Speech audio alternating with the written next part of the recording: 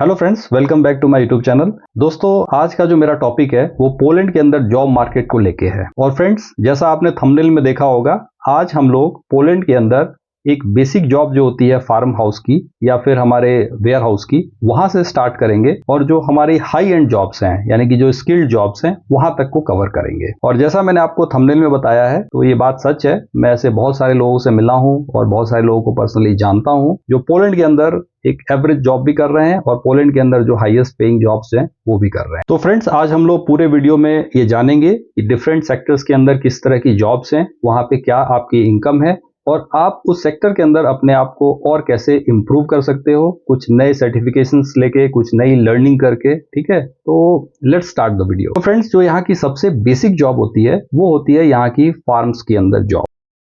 जी हाँ दोस्तों, पोलैंड के अंदर बहुत सारे फार्म्स हैं और यहाँ बहुत ज़्यादा किसानी होता है जिसको इंडिया में बोलते हैं। तो यहाँ की बहुत सारे ऐसी चीज़ें हैं जैसे मशरूम्स हो गई या फिर स्ट्रॉबेरीज हो गई, प्लम्स हो गए। तो बहुत सारे ऑक्यूपेशन यहाँ के फार्म्स में होती है। बहुत सारे हमारे एशियंस, बहुत सारे अफ्रीकन्स इन जगह पे काम करते हैं। और एक बेसिक जो जॉब होती है वो होती है फार्म से पिक करना फ्रूट्स को। जी हाँ फ्रेंड्स, आपको स्ट्रॉबेरी पिक करना हो सकता है, आपको मशरूम पिक करना हो सकता है। और ज़्यादातर फार्म हाउसेस में किलो के अनुसार आपको जो होती है पेमेंट होती है। और एवरेज एक जो होता है फार्म हाउस वर्कर वो 25 से 30 किलोग्राम जो होता है वो फ्रूट्स को या वेजिटेबल्स को पिक कर पाता है घंटे में। तो फ्रेंड्स, जो फार्म जॉब्स का जो ओवरऑल सिनेरियो यही है कि जो यहाँ की जो एक बेसिक मिनिमम वेज है वो आप यहाँ पे अर्न कर सकते हो। थोड़ा शहर से आपको कई बार दूर रहना पड़ सकता है, तो इन सब की चैलेंजेस को आपको फेस करना पड़ेगा। थोड़ा सा कटे कटे आप अपने आप को महसूस करोगे और थोड़ा सा आपको पता ही है कि यहाँ के वेदर के अनुसार आपका जो है जॉब वो बहुत चैलेंजिंग होगा। तो इन चीजों से आप वक्त के साथ अपने आप को अपग्रेड करो। अगर आप हो सकता है कुछ ट्रैक्टर वगैरह चलाना जान गया हो या यहाँ की जो फार्म मशीनरी को हैंडल करना जान जाओ तो आप इसमें बेटर पोजीशंस ले सकते हो। लेकिन इसके अलावा आपको वहाँ की लैंग्वेज में भी नॉलेज लेना होगा। तो मैं आपको रिकमेंड करूंगा कि आप फार्म जॉब्स को थोड़ा सा समय के साथ स्किप करके आप थोड़ी सी जो ऑर्गेनाइज सेक्टर है जैसे वेयर हाउसेज हो गया, फैक्ट्रीज हो गए, तो आप वहां पे आ जाओ। तो फ्रेंड्स, अब अपन डिस्कस करते हैं कि वेयर हाउस और फैक्ट्री जॉब्स क्या है, उसके अंदर किस तरह की सैलरीज होती हैं और वहां पे हम कैसे अपने स्किल्स को अपग्रेड करके ज्यादा अर्निंग कर सकते हैं। तो दोस्तों, जैसे आपको पता है कि पोलैंड जो है वो सेंट्रल यूरोप है और यहाँ से जो वेस्टर्न यूरोप है वो काफ़ी नज़दीक है। तो ज़्यादातर जो कंपनीज हैं वो अपनी वेयर हाउसेज जो है वो पोलैंड के अंदर रखती हैं, क्योंकि यहाँ की जो सैलरीज वगैरह है वो वेस्टर्न यूरोप से काफ़ी कम है। तो इस तरह से किसी भी कंपनी के लिए बहुत ही प्रॉफिटेबल है कि वो अपने वेयर हाउसेज को, सर्विसेज को यहाँ पे रखें। अब फ्रेंड्स, क्या है कि वेयर हाउस के अंदर जो एक मिनिमम वेज यहाँ का है 28.10 ज़्लॉटी का आवर का, तो वो फॉलो होता है। और इसके अंदर जो एम्प्लॉयमेंट होता है वो 95% थ्रू एजेंसीज होता है, यानी कि एक थर्ड पार्टी एजेंसी होती है जो आपको एम्प्लॉय करती है। एजेंसीज जनरली आपको एकोमोडेशन भी प्रोवाइड करती है जिसके लिए वो अराउंड 300 to 400 ज़्लॉटी आपसे चार्ज करती है। और ज़्यादातर एकोमोडेशन शेयरिंग वाले होते हैं। और भाई देखो, जो सच बात है कि थोड़ा चैलेंजिंग इन्वायरमेंट होता है। और जैसे एक ही रूम में 5 लोग 6 लोग रह रहे हैं, एक ही फ्लोर पे 20 लोग रह रहे हैं, तो इस तरह की प्रॉब्लम्स वहाँ पे आती हैं। बट ओवरऑल ठीक है, आपको एक जॉब होता है, जॉब के आसपास में एकोमोडेशन होता है। कंपनी आपको जो होती है, आपकी जो एजेंसी होती है वो आपको बसेस प्रोवाइड करती है टू एंड फ्रो के लिए। अब फ्रेंड्स, अपन बात करते हैं कि वहाँ पे चैलेंजेस क्या आता है। तो दोस्तों, क्या है कि भाई वेयर हाउस जॉब्स के अंदर कई बारी क्या होता है कि डिमांड एंड सप्लाई का गैप रहता है, यानी कि कई बारी वर्कर बहुत ज्यादा हैं, सामान कम है, काम कम है। तो उस केस में कई बार आपको आपके घर भेज दिया जाता है। अब क्या होता है कि भाई वेयर हाउसेस के अंदर क्या होता है, ज्यादातर आपको आवरली पेमेंट होता है। तो अगर आपके काम के आवर्स कम हो गए तो आपकी पेमेंट कम हो जाती है। उसके अलावा क्या होता है कि कई बारी जो ऑफ सीजन डिमांड्स होती हैं, जैसे जाड़े के समय में स्पेशली आफ्टर क्रिसमस हो गया, तो उसमें कई बार ले ऑफ्स हो जाती हैं। या फिर अगर आपका कुछ यहाँ पे कल्चरल ट्यूनिंग नहीं बैठा, क्योंकि आप एक क्रॉस कल्चरल इन्वायरमेंट में काम करते हो, तो उस केस में आपको साइडलाइन कर दिया जाता है या फिर आपकी फायरिंग हो जाती है। जनरली क्या है कि एक आदमी 180 से 200 घंटे तक वेयर हाउसेस में काम ले पाता है इजिली। बेस्ट पार्ट क्या है कि अगर आपकी एजेंसी अच्छी है तो वो आपका प्रॉपरली टाइमली टैक्सेस जमा करती है, आपकी कंट्रीब्यूशंस पे करती है, सोशल कंट्रीब्यूशंस, ठीक है। तो इससे आपका जो है टीआरसी वगैरह प्रोसेस होने में बहुत आसान हो जाता है। और बहुत सारी एजेंसीज जो होती है, इन द सेंस कि 95% एजेंसीज जो होती हैं वो आपका टीआरसी भी अप्रूव कराती हैं, यानी कि वो टीआरसी भी प्रोसेस कराती हैं, वो खुद के लॉयर आपको देती हैं, सब कुछ करती हैं। ओवरऑल काफ़ी ठीक है, मेहनत तो करना पड़ेगा, आपको काफ़ी मेहनत करना पड़ेगा। और एज ए एशियन देखो जो बात है सो है, अगर एज आप एशियन हो, यहाँ पे जो होता है कि यहाँ के लोग थोड़ा सा आपको टफ जॉब्स में असाइन कर देते हैं, तो आपको थोड़ा सा अपने आप को मॉडिफाई करना पड़ेगा, यहाँ के कल्चरल सेटिंग्स को एक्सेप्ट करना पड़ेगा, थोड़ा सा अपनी ट्यूनिंग वहाँ पे बढ़ानी पड़ेगी।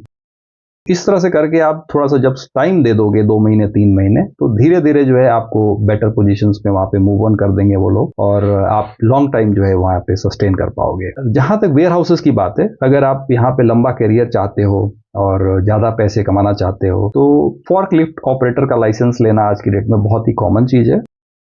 और बहुत सारे हमारे इंडियन, नेपाली लोग, बांग्लादेशी लोग जो होता है फॉर्कलिफ्ट ऑपरेट करते हैं, और आपकी जो बेसिक मिनिमम वेज है उससे एटलीस्ट आप 25% ज़्यादा पा सकते हो उसमें। उसके अलावा फ्रेंड्स ऐसा है कि अगर आप एक्सेल्स में अच्छे हो, जैसे कि आप एक्सेल वगैरह हो गया, वी लुकअप हो गया, इस तरह की स्किल्स अगर आपके पास अच्छी हैं, वेयर हाउसेस के अंदर आपको जो है डेटा प्रोसेसिंग के अंदर ये लोग ले लेते हैं, और आपको थोड़ा सा आराम का जॉब मिल जाता है उसमें। तो ये सारी चीज़ों पे अगर आप वर्कआउट करोगे अपने आप को, तो आप थोड़े से अपने आप पोजीशन को इम्प्रूव कर पाओगे। Same applies with the factory jobs. Factory job की भी वही कहानी होती है, वहाँ भी बहुत ही कोर लेबर जॉब है जिसको बोलते हैं। आपको पूरा मतलब मशीन्स के साथ में काम करना पड़ता है, यानी कि समझ लो कि अपने आप को एक रोबोट बना के आपको रखना होगा वहाँ पे, और बिल्कुल ही मतलब कि टाइम नहीं मिलता है आपको पूरा। जैसे इंडिया में होता है कि भाई आप ITI वगैरह करके किसी फैक्ट्री में लगते हो, तो एक सप्लाई लाइन चल रही होती है, उस लाइन के अंदर कन्वेयर पे जो लाइन चल रही है उसके अंदर आपको टाइमली जो है वो स्क्रूज डालने हैं या उसमें कुछ पेंच कसना है। तो इस तरह से आपको पूरे समय लगा रहना है, काफी ध्यान से काम करना है, बहुत फास्ट काम करना है ना। उसके अलावा वहां भी फायरिंग वगैरह का सिनेरियो बहुत रहता है, तो आपको बहुत ही मेहनत से और बहुत ही ध्यान से काम करना होगा। और पेमेंट्स वगैरह वहां भी वही सेम, जो अपना मिनिमम वेज होता है वही रहता है, और टैक्सेस वगैरह ये सब जो होता है सब जगह सेम सिनेरियो है, इसमें कोई भी अलग नहीं है। वहाँ भी एजेंसीज के थ्रू ही ज़्यादातर एम्प्लॉयमेंट होती है, अनलेस अनटिल आप काफ़ी लंबे समय तक किसी एजेंसी के थ्रू काम कर रहे हो, तो कंपनी कई बार आपको डायरेक्ट भी हायर कर लेती है। अब फ्रेंड्स अपन थोड़ा सा ड्राइविंग जॉब्स के ऊपर आते हैं, जो नेक्स्ट सेगमेंट है। ड्राइविंग जॉब्स में ऐसा है कि आप यहाँ पे as a truck driver job कर सकते हो, और ट्रक ड्राइविंग जॉब्स यहाँ की one of the most highly paying jobs हैं। बट अगेन यहाँ भी आपको टाइम लगता है, यानी कि जब आप कभी एशिया से यहाँ पे आ रहे हो, तो आप कोशिश करो कि आप एटलीस्ट एक कैटेगरी बी जो लाइसेंस बोलते हैं, यानी कि जो अपना कार का लाइसेंस होता है, वो जरूर लेके अपने साथ आओ। क्योंकि क्या होता है कि जब आप यहाँ पे आते हो तो आपका लाइसेंस कन्वर्जन में और थोड़ी बहुत आपको यहाँ की रोड साइंस वगैरह से रूबरू कराने में जो होता है, वो कंपनी जो है 3 से 6 महीने का टाइम ले लेती है। ऐसा नहीं होता है कि आप स्ट्रेट अवे वहां से किसी भी कंट्री से आओ, चाहे आप गल्फ से आओ, चाहे आप इंडिया से आओ, तो आपको स्ट्रेट अवे स्टीयरिंग व्हील पे आपको कंपनी दे दे, ऐसा किधर भी नहीं होता है। आपको यहाँ पे मान के चलो कि मोटा मोटी 3 से 6 महीने का टाइम लग जाता है। उसके बाद से आपको इंडिपेंडेंटली ट्रक दिया जाता है किसी भी कंपनी के द्वारा। और जो अर्निंग्स होती है, तो पोलैंड के अंदर क्या है कि ट्रक ड्राइवर्स को एक बेसिक सैलरी दी जाती है, और उसके अलावा उनको डेली अलाउंसेस दिया जाता है। और जैसा आपको पता है कि ट्रकिंग के अंदर आपको पूरे यूरोप के अंदर आना जाना होता है, तो आपको पर डे का कुछ 50 to 70 यूरोस के बीच में अलाउंसेस अलग से मिलता है। और अगर जलौती में बात करें तो मोटा मोटी आपको महीने का 10,000 जलौती मिल जाता है। और फ्रेंड्स ऐसा है कि ट्रकिंग के अंदर ऐसा नहीं है कि आप बस ट्रक पूरे 1 महीना चलाओगे, आप कोई गैप नहीं लोगे, आप सोओगे नहीं, है ना, जितनी मर्जी चला लोगे, आवरली पेमेंट हो जाएगा, ऐसा कुछ नहीं होता है यहाँ पे। यहाँ के रूल्स हैं, तो मोटा मोटी आप मान के चलो कि महीना के अंदर 3 वीक्स आप काम करेंगे और 1 वीक आपकी छुट्टी होगी, ये मैंडेटरी है। और अराउंड 10,000 जलौती आप कमा पाएंगे। उसमें से मान के चलो कि आपका फूड एक्सपेंसेस रहेगा और साथ में एकोमोडेशन का भी एक्सपेंसेस रहेगा। जैसे आपकी जब छुट्टी होगी तो आप अपने एकोमोडेशन के अंदर रह पाएंगे। एवरेजली आप 8,000 जलौती महीने में सेव कर सकते हो, और इंडियन करेंसी में वो ऑलमोस्ट 2.25 लाख रुपए होता है, यानी कि 1.5 से 2.25 लाख रुपए आप इजिली सेव कर सकते हो ट्रक ड्राइविंग का। इसके बाद फ्रेंड जो अगली ड्राइविंग स्कीम है वो है टैक्सी की, जो कि ज़्यादातर हमारे इवन जो बहुत सारे पढ़े लिखे अपने लोग हैं, अपने जो स्टूडेंट्स हैं, है ना, बहुत सारे इवन IT जॉब करने वाले लोग हैं, वो पार्ट टाइम में टैक्सी जॉब्स करते हैं। तो दोस्तों मैं आपको बताऊं कि टैक्सी जॉब्स भी अच्छी खासी पेमेंट देती हैं यहाँ पे, और अगर आप फुल टाइम टैक्सी ड्राइव यहाँ पे करते हो तो इसमें भी आप ऑलमोस्ट 8,000 जलौती बचा सकते हो। बट फ्रेंड्स आप फुल टाइम टैक्सी चलाने के लिए आपकी स्किल सेट बहुत अच्छी होनी चाहिए। आप वाकई एक प्रॉपर ड्राइवर होने चाहिए, अदरवाइज यहाँ बहुत सारा चालान मिलना, बहुत सारी पेनल्टीज होती हैं। इवन आपका ड्राइविंग लाइसेंस जो होता है वो फ्रीज हो जाता है कई बारी। अगर आपने बहुत ज्यादा फॉल्ट किया है तो यहाँ की लाइसेंस को आपको फ्रीज कर देते हैं लोग। तो बहुत सारे चैलेंजेस हैं। और अगर मैं ये बोलता हूँ कि भाई एक टैक्सी ड्राइवर 1.5 से 2 लाख रुपए महीने में कमा सकता है, तो ये उनके लिए लागू है जो हाईली स्किल्ड है, जिन्होंने ऑलरेडी इंडिया में चलाया हुआ है गाड़ी, जिनको हर चीज पता है, तो ये उनके लिए लागू होता है। ये नहीं कि कोई भी नया सिखवा आएगा और वो फर्स्ट डे से यहाँ पे 1.5-2 लाख रुपए कमाएगा। और जो ड्राइविंग के अंदर जो थर्ड आता है वो होता है delivery job.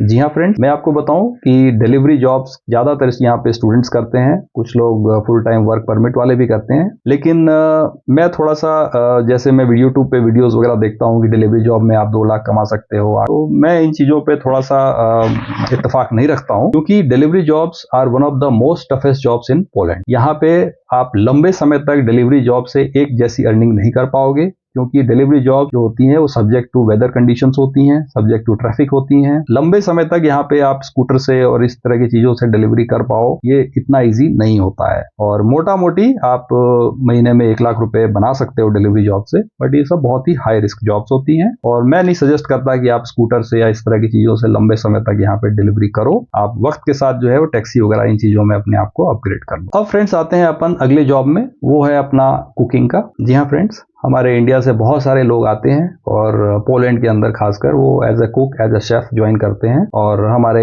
Indian and non Indian kitchen में वो लोग काम करते हैं। तो इसमें एक सेगमेंट हो गया कि हमारे बहुत सारे लोग आते हैं वो इंडियन रेस्टोरेंट्स के अंदर ज्वाइन कर लेते हैं। तो भाई ऐसा है कि इंडियन रेस्टोरेंट्स के अंदर ज्यादातर जो हमारे कुक होते हैं उनकी 4,500 से लेकर 5,500-6,000 ज़्लोटी तक की सैलरी होती है। उसके अलावा हर रेस्टोरेंट में ज्यादातर उनको एकोमोडेशन दिया जाता है जो शेयर्ड होता है, और साथ में खाने का तो रहता ही है। इसके अलावा फ्रेंड्स, अगर आप नॉन इंडियन किचन में काम करते हो, जैसे कि मैं बहुत सारे लोगों को जानता हूं जहाँ के 3 स्टार्स और 5 स्टार्स के अंदर काम कर रहे हैं, तो वहां पे आपका पे जो होता है वो थोड़ा सा बढ़ जाता है, यानी कि अराउंड 6,500 to 7,000 ज़लोटी तो महीने में आराम से कमा सकते। और प्रॉपर आपकी जो शिफ्ट होती है वो 8 घंटे की रहती है और एक्स्ट्रा वर्क करने के लिए आपको ओवर टाइम मिलता है, तो वो एक अर्निंग अच्छी हो सकती है। अब रही बात कि अगर आप इंडिया से यहाँ पे आने का प्लान कर चुके हो, तो भाई ऐसा है कि आप कोशिश करो कि आप कोई डिप्लोमा वगैरह का सर्टिफिकेशन वहां से करके आओ। In for example continental food में करके आओ, या फिर पेस्ट्री मेकिंग में करके आओ, या फिर पिज्जा मेकिंग में करके आओ, क्योंकि इन चीजों की यहाँ पे बहुत ज्यादा डिमांड है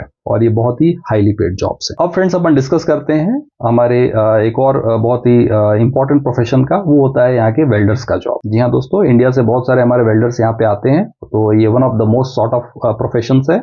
और मेरी जो सजेशन रहेगी वो ये रहेगी कि जब आप इंडिया से यहाँ पे आते हो, आपकी अगर अच्छी एक्सपीरियंस है वेल्डिंग के अंदर, तो आप कुछ सर्टिफिकेशंस वगैरह ले लो, जैसे TUV सूट की सर्टिफिकेशंस आती है, टिग वेल्डिंग के अंदर, मिग वेल्डिंग के अंदर या आर्क वेल्डिंग के अंदर, तो जो भी है वो आप कुछ सर्टिफिकेशन वगैरह लेके यहाँ पे आओगे, तो यहाँ पे वेल्डर्स की अच्छी खासी डिमांड है। मैंने ऐसे बहुत सारे लोगों को देखा है जो पोलैंड में आए थे या क्रोएशिया वगैरह में आए थे एज अ वेल्डर, बाद में उनकी मूवमेंट हो गई टुवर्ड्स जर्मनी, टुवर्ड्स नॉर्वे, और काफी अच्छे खासे पैकेज पे अच्छी खासी कंपनियों में उन लोगों को एब्जॉर्ब कर लिया उसको। बस ये है कि आप थोड़े सर्टिफिकेशन वगैरह लेके आओ, और बहुत ही हाईली डिमांडिंग जॉब्स हैं और बहुत ही अच्छी खासी पेमेंट है। इवन पोलैंड के अंदर भी जो मिनिमम वेज है उससे 10 to 20% एक्स्ट्रा मनी आपको मिल जाएगी। अब फ्रेंड्स थोड़ा सा डिस्कस करते हैं पढ़ाई लिखाई के बारे में। जी हाँ दोस्तों, ये सेक्शन उनके लिए है जो फ्रेंड्स हमारे काफी यंग एज में यहाँ पे आ रखे हैं, जिनकी इंग्लिश वगैरह ठीक है और जिनके पास थोड़ा सा टाइम है, और खासकर अपने 20s में है जो लोग, तो मैं उनको सजेस्ट करूंगा कि भाई आप थोड़ा सा अपना समय पैसा जो है वो बचा के रखो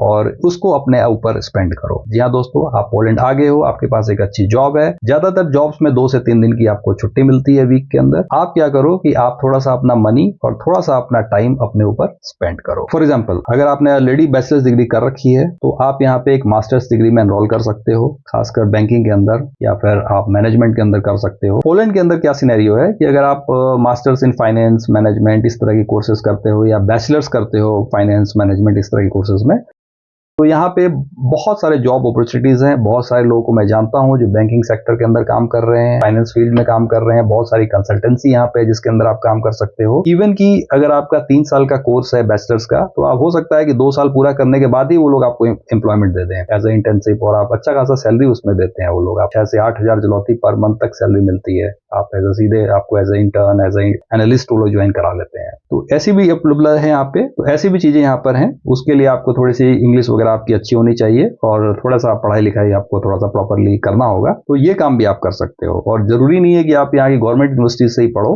आपको अगर वर्क के साथ में, काम के साथ में आपको पढ़ाई करनी है तो आप यहाँ की प्राइवेट यूनिवर्सिटीज में भी एनरोल कर सकते हो। थोड़ा पढ़ाई पे ध्यान देना पड़ेगा। इसके अलावा क्या है कि आप डिप्लोमा इन फॉरेन लैंग्वेजेस ले सकते हो। फॉर एग्जाम्पल अगर आपने जर्मन वगैरह सीखना है, इटालियन सीखना है, तो इस फ्रेंच सीखना है, तो इस तरह की जॉब्स की यहाँ पे ना बहुत मल्टीलिंगुअल जॉब्स जो बोलते हैं, कस्टमर सपोर्ट बीपीओ जॉब्स जो इंडिया में बोलते हैं, तो उसकी भी यहाँ पे बहुत सारी डिमांड है। आप बहुत इजीली यहाँ पे एक अच्छा job based on your English and other foreign language ले सकते हो। और फ्रेंड्स, जो आखिरी प्रोफेशन में टच करूंगा वो है इंजीनियरिंग का। जी हाँ दोस्तों, इंजीनियरिंग को अपन दो भाग में बांट देते हैं। एक है अपना software, that is IT engineering, and दूसरा है नॉन आईटी इंजीनियरिंग। तो फ्रेंड्स, ऐसा है कि नॉन आईटी जो इंजीनियरिंग है, for example mechanical, electrical, electronic, तो जो सच बात है वो ये है कि भाई इसका यहाँ पे बहुत ज्यादा स्कोप नहीं है। अगर आपने यहाँ पे बैचलर्स पूरा किया है तो मेरा सजेशन है कि आप मास्टर्स के लिए या तो जर्मनी चले जाएं या फिर आप आगे स्कैंडिनेविया वगैरह चले जाएं। पोलैंड के अंदर नॉन आईटी के लिए बहुत ही लिमिटेड स्कोप है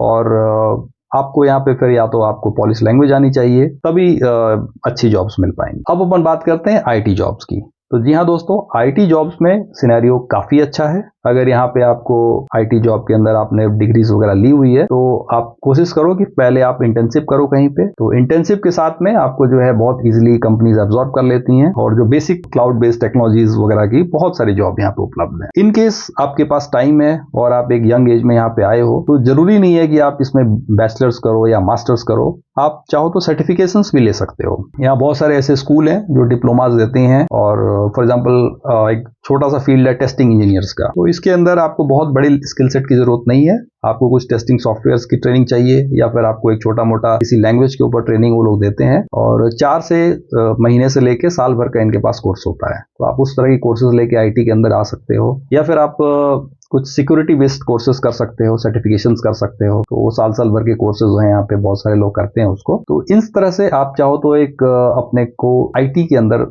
सॉलिडिफाई कर सकते हो और आईटी जॉब्स का काफी डिमांड है, आगे भी रहेगा। आपको पता ही है आर्टिफिशियल इंटेलिजेंस वगैरह का, क्लाउड बेस्ड टेक्नोलॉजीज का, ये सब हर जगह आज की डेट में डिमांड रहता है। और रही बात कि आप बहुत सारे लोग सोचते होंगे कि भाई आप जो है बता रहे थे कि कोई यहाँ पे 6 लाख कैसे कमा सकता है। तो जी हाँ फ्रेंड्स, मैं ऐसे कुछ लोगों को जानता हूँ जो यहाँ पे आईटी सेक्टर के अंदर काम कर रहे हैं, उनका अच्छा खासा एक्सपीरियंस है, एज अ प्रोजेक्ट मैनेजर वगैरह वो काम करते हैं। तो वहां पे पोलैंड के अंदर भी 6 लाख तक सैलरी है। और यही चीज अगर आप जर्मनी वगैरह में चले जाते हो तो वहां पे आई नो पीपल जिनका साल का जो है वो वहां पे 1,10,000 1,20,000 यूरो का पैकेज है। और मैं एक हायरार्की आपको दिख रहा होगा स्क्रीन पे, ये रहती है हायरार्की जनरली। और आईटी के अंदर आर्किटेक्ट जो होते हैं वो बेसिकली एक तरह से पूरे हेड हो गए हैं, मतलब एक पूरे इंडिपेंडेंटली एक चीज डिवीजन को हैंडल करने वाले लोग होते हैं। तो उनकी सैलरीज जो होती हैं वो बहुत ही हाई एंड की, और आप भी हो सकते हो भाई, ट्राई तो करो। तो फ्रेंड्स, मैंने आपको एक बेसिक सिनेरियो दे दिया है और मैं ये थोड़ा सा आपसे रिक्वेस्ट करूंगा कि आप अपने आप को थोड़ा सा देखो,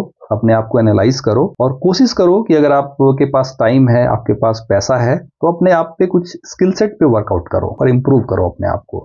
तो दोस्तों, वीडियो थोड़ा सा लंबा था, मैं चाह रहा था कि आपको जल्दी करके बता दूं बट ये नहीं पॉसिबल हुआ। तो लास्ट में मैं आशा करता हूं कि आप अपने आप को थोड़ा सा एनालाइज करोगे और कोशिश करो कि कुछ स्किल्स लेके अपने आप अर्निंग्स को इम्प्रूव करो, अपनी फैमिली के लिए कुछ अच्छा कर पाओ, अपने लाइफ के लिए कुछ अच्छा कर पाओ। तो इसी नोट पे मैं इस वीडियो को अंत करता हूं। Wish you all the very best.